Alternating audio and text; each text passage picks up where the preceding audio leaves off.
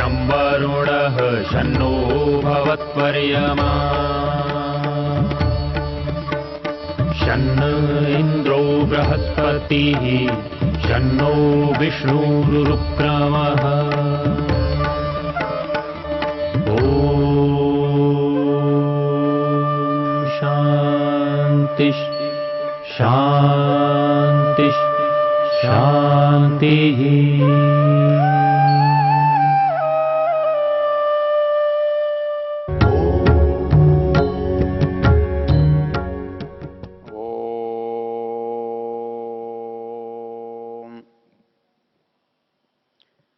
इस वेद ज्ञान की चर्चा के प्रसंग में हम वेद के जो ज्ञान के संबंध में विचार हैं उनको देख रहे थे। उसका विशेष जो वर्णन है वो ऋग्वेद के 10वें मंडल के 71वें सूक्त में है, जिसका नाम ज्ञान सूक्त है। इसका ऋषि बृहस्पति है और इसका देवता ज्ञान है। और गत चर्चाओं में इस मंत्र के कुछ भाग पर हम चर्चा कर चुके हैं। जिस मंत्र की चर्चा चल रही है वो बड़ा प्रसिद्ध मंत्र है। मंत्र है अक्ष्णवन्तः कर्णवन्तः सखायो मनोजविष असमा बभूव आदघ्नास उपकक्षास उत्वे हृदा इव स्नात्वा उत्वे ददृशिरे। इसमें दो बातों पर विचार किया गया है। एक तो हम जो ज्ञान प्राप्त करते हैं उसका साधन क्या है, अर्थात ज्ञान प्राप्त करने का प्रमुख उपाय जो शरीर के अंतर्गत है वो क्या है। उसके लिए दो उदाहरण यहाँ दिए थे, अक्ष्णवन्तः और कर्णवन्तः। आँखों से हम देखते हैं और कानों से हम सुनते हैं। हमने कल देखा था कि सभी ज्ञानेंद्रियां ज्ञान का ग्रहण करने में सहायक हैं, परंतु सबसे अधिक सहायक जो है वो आँख और कान है। आँख से हम स्वयं देखते हैं, कान से हम सुनते हैं, पर दूसरे की जो आवाज़ है, ध्वनि है, उसको सुनते हैं। यहाँ हम दृष्टा स्वयं होते हैं, लेकिन श्रोता में संपूर्णता नहीं है। सुनने का काम तो करते हैं, लेकिन सुनने का काम तब हो सकता है जब कोई बोलने का काम करे। तो इस दृष्टि से हम बोलकर, जब कोई बोलता है तब हम उसे सुनते हैं। यहाँ जो दो शब्द आए, अक्ष्णवन्तः और कर्णवन्तः, उस ज्ञान के जैसे शरीर में दो साधन हैं, वैसे ही दो साधन संसार में होने चाहिए। एक जो आँख के काम में आ सके और दूसरा जो है कान के लिए उपयोगी बन सके। कान का आधार बने तब कान का उपयोग हो, आँख के लिए कोई विषय हो तब आँख का उपयोग हो।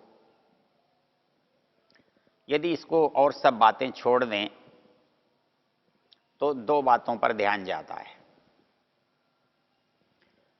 एक लेख और एक प्रवचन। ये हमारे लिए नए नहीं है। हम शिक्षा की चाहे जितनी विधियां निकाल लें, सजाहे तरीके बना लें, वैज्ञानिक खोज कर लें, किंतु ये जो दो उपाय हैं इनका विकल्प नहीं है। आँखों से पढ़ना और कानों से सुनना। अध्यापक बोलता है और छात्र सुनता है। कोई पुस्तक लिखता है और हम पुस्तक पढ़ते हैं। जो कुछ दृष्टि में है वो सब हमारी पुस्तक भी हो सकती है और पुस्तक विशेष भी हो सकती है। जहां तक वेद का संबंध है, मंत्र का संबंध है, तब पुस्तक विशेष ही लेनी पड़ेगी। और संसार के ज्ञान की बात होगी तो सारा संसार खुली पुस्तक की तरह हमारे सामने होगा। तो सुनना और देखना, अध्यापक का प्रवचन सुनना और पुस्तक को पढ़ना, इसकी एक बहुत चर्चा हम बहुत पहले कर चुके हैं। जब आचार्य अपने शिष्य को अपने यहाँ से विदा करता है तो जो बहुत सारे उपदेश देता है, उन उपदेशों में एक उपदेश और मुख्य उपदेश है स्वाध्याय प्रवचनाभ्याम न प्रमदितव्य। अर्थात संसार में जो कुछ सीखना है वो समाप्त नहीं होना चाहिए, उसका क्रम चलते रहना चाहिए। तो चलेगा कैसे? तो स्वाध्याय करने से, अध्ययन करने से, चिंतन मनन विचार करने से। और इसलिए स्वाध्याय शब्द हमारे यहाँ बहुत पुराना है और इसलिए इसका अर्थ भी व्यापक है। यहां कहा गया स्वाध्याय प्रवचनाभ्याम न प्रमदितव्यम,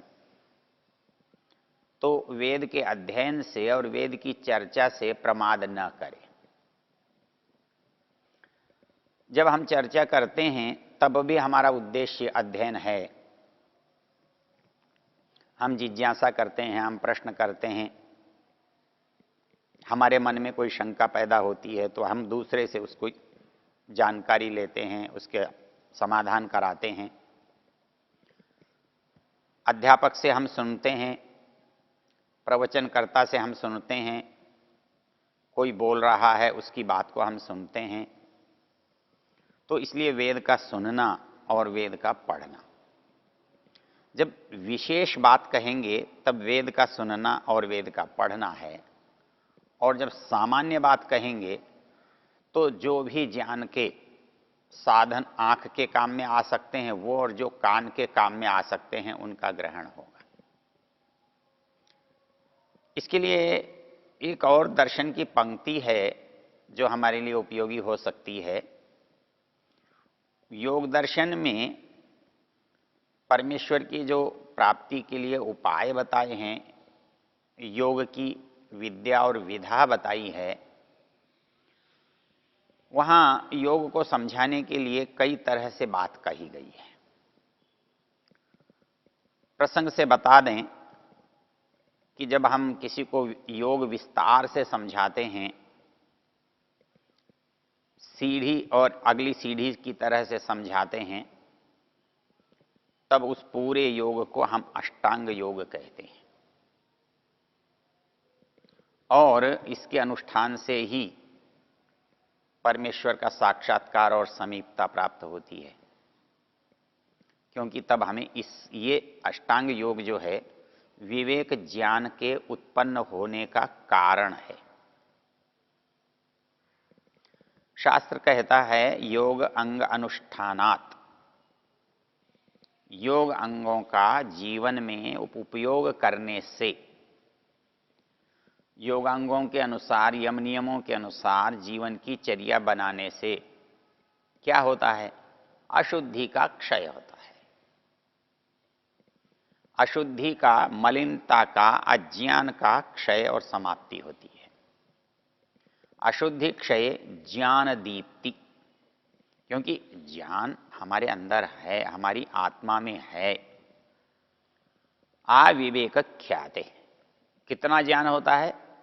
जब हम किसी भी वस्तु को यथार्थ रूप में अलग अलग देख सकें, विवेक कर सकें, तब हो सकता है। इस बात को संक्षेप से समझाने के लिए या इस सारी प्रक्रिया को थोड़े शब्दों में समेटने के लिए पतंजलि ने एक और सूत्र भी बनाया है।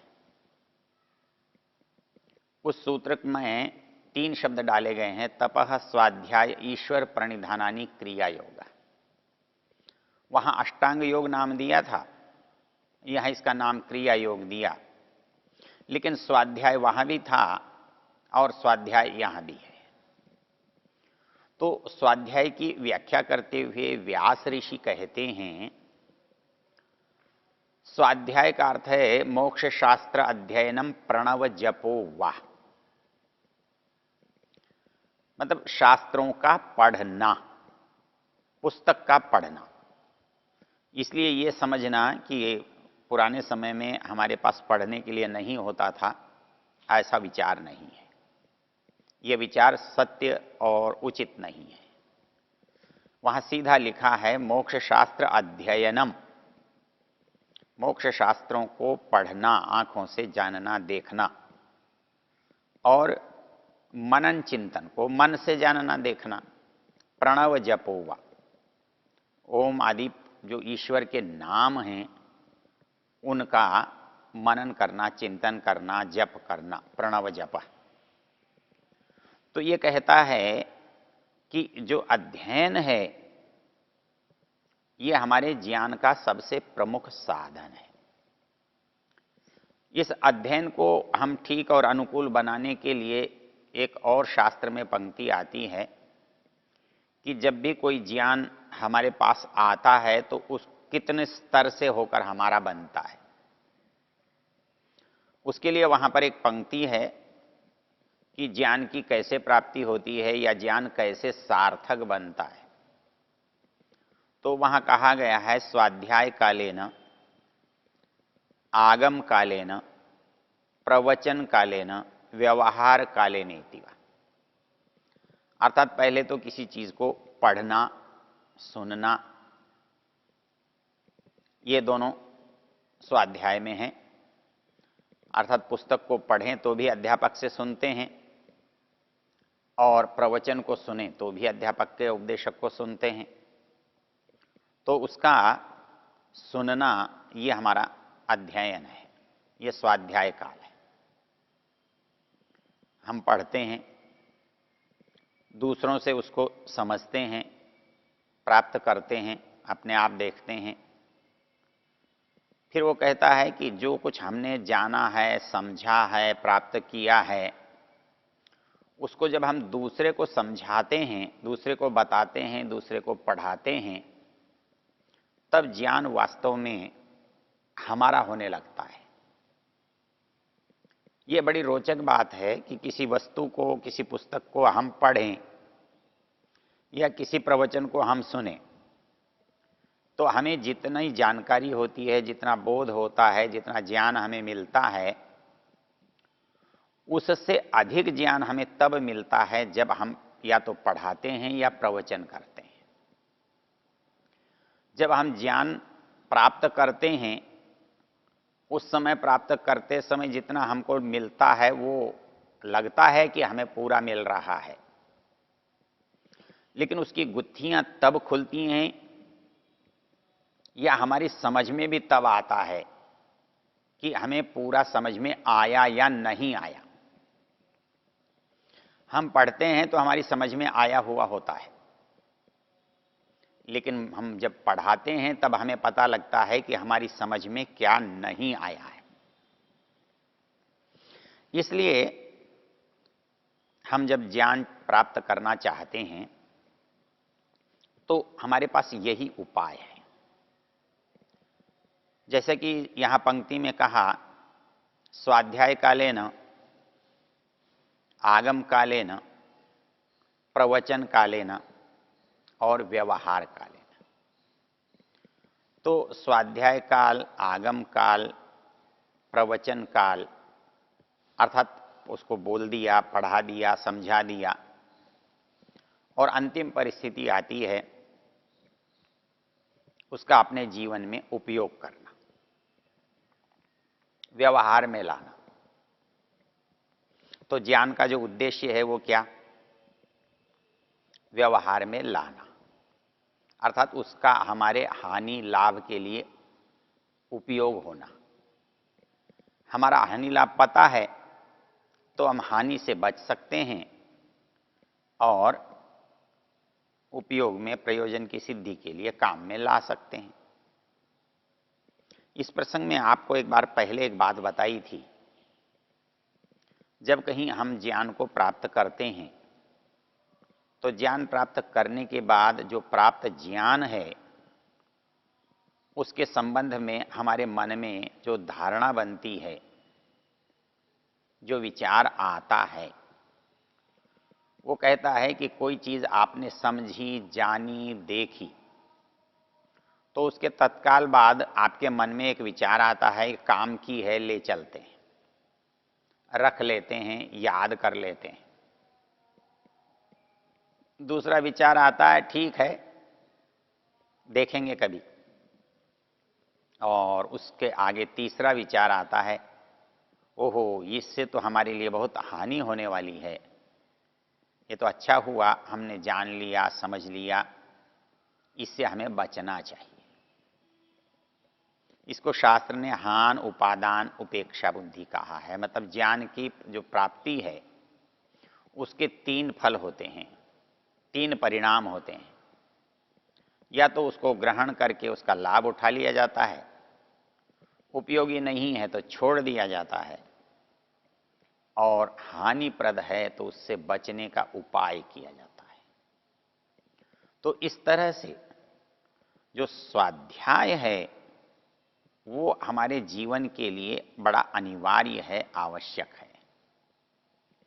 संसार में संसार का होना और संसार में हमारी उपस्थिति, इन दोनों के बीच का जो संबंध है वो ज्ञान से बनता है।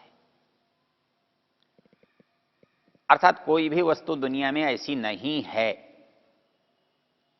जो हमारे काम के लिए न हो, हमारे उपयोग के लिए नहीं हो, या बिना प्रयोजन की हो। हमें लगता है कि बहुत सारी वस्तुएं क्या काम आती हैं, इनका क्या प्रयोजन है, इसका क्या लाभ है। लेकिन संसार में जो कुछ बना है वो बुद्धिपूर्वक बना है, और उसी तरह सब प्रयोजन बना है। मतलब प्रयोजन जो है वो पूरे संसार को ध्यान में रखकर बनाया गया है। यह चीज हो सकती है कि पूरे जीवन में मुझे किसी वस्तु की आवश्यकता न पड़े, तो मैं ऐसा समझ सकता हूं तो यह वस्तु मेरे लिए बेकार है,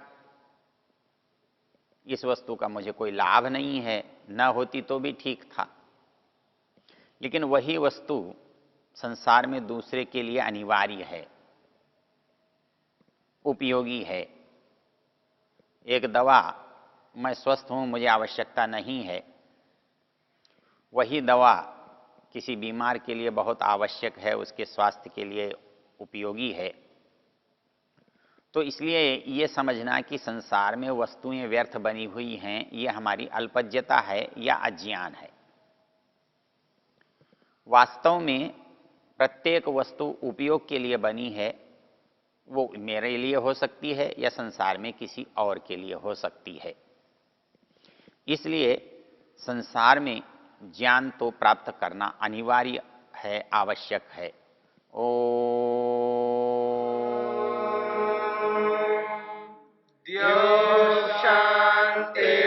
शान्तिरन्तरिक्षं शान्तिर्पृथिवी शान्तिरापः शान्तिरोषधयः शान्तिः वनस्पतयः शान्तिर्विश्वे देवा शान्तिर्ब्रह्म